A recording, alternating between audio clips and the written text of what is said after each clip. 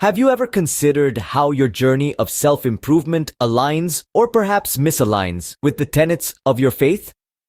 This is a question that often goes unasked, but its answer holds profound implications for our spiritual and personal development. In Islam, the concept of self-improvement is deeply ingrained. It is not merely about becoming a better version of oneself, but rather, it's about refining one's character, enhancing one's spiritual understanding, and fostering a deeper connection with the divine. This journey of self-improvement is guided by the principles of the Quran and the wisdom of the Hadith, providing a path that is as fulfilling as it is enlightening. Now let's shift our focus to Hamza Ahmed. As a YouTube personality known for his self-improvement advice, Hamza has garnered a significant following. He promotes personal development, which is commendable. However, his approach has raised some eyebrows within the Islamic community, and rightly so. Hamza's advice often strays into areas that contradict Islamic teachings. He promotes relationships that Islam deems unacceptable, lifestyle choices that border on extravagance, and ideas that challenge the very foundation of faith. This dichotomy between his advice and the principles of Islam is concerning, particularly for those trying to balance self-improvement with their religious beliefs. Furthermore, Hamza's approach seems to lack the spiritual element that is pivotal in Islamic self-improvement. In Islam, self-improvement is not just about achieving worldly success, but also about improving one's relationship with Allah and growing in faith and piety. This perspective is often missing in Hamza's advice. In conclusion, while Hamza Ahmed may offer some valuable insights on self-improvement, it's important to examine these teachings through the lens of our faith. As we delve deeper, it becomes evident that not all self-improvement advice aligns with Islamic principles.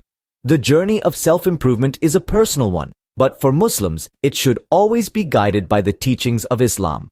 Hamza Ahmed, a well-known self-improvement advisor, has a following. However, some of his advice contradicts Islamic teachings.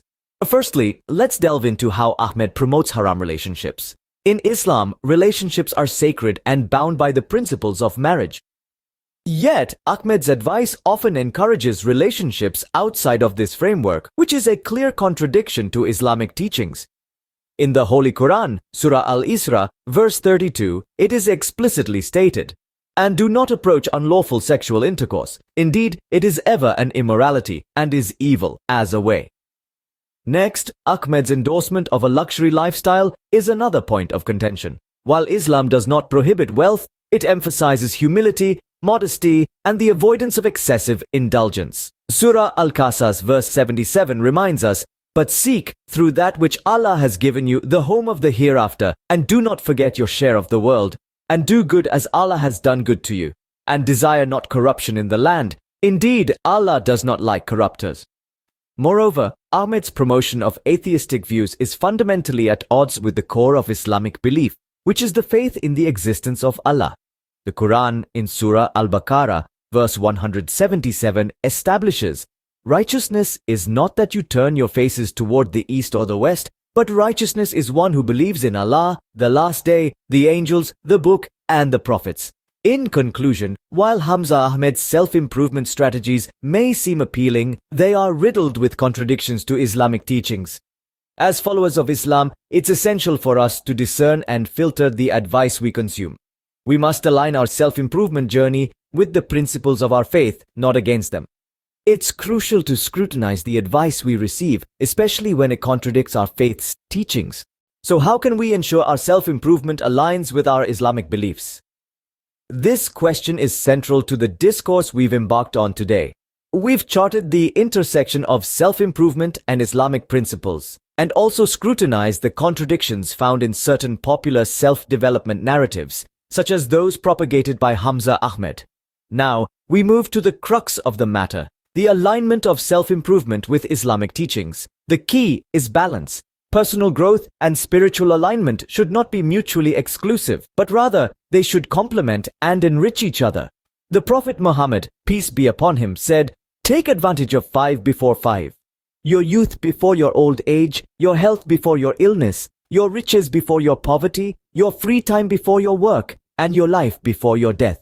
This hadith, in essence, encourages proactive self-improvement.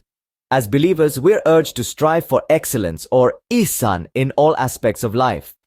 This includes improving our mental, physical, and spiritual health, enhancing our skills, and nurturing our relationships. However, this should always be done within the confines of the Sharia, the Islamic law, to ensure we do not compromise our faith. Take, for instance, the pursuit of knowledge, a form of self-improvement highly emphasized in Islam. The Prophet, peace be upon him, said, "Seeking knowledge is obligatory upon every Muslim." This pursuit, however, should not lead us into areas that contradict our faith. Similarly, in developing relationships, we should remember the Prophet's, peace be upon him, advice. A good friend and a bad friend are like a perfume seller and a blacksmith. The perfume seller might give you some perfume as a gift, or you might buy some from him, or at least you might smell its fragrance. As for the blacksmith, he might singe your clothes, and at the very least, you will breathe in the fumes of the furnace. In the pursuit of self-improvement, never lose sight of the guiding principles of your faith. After all, true self-improvement lies in the balance of personal growth and spiritual alignment.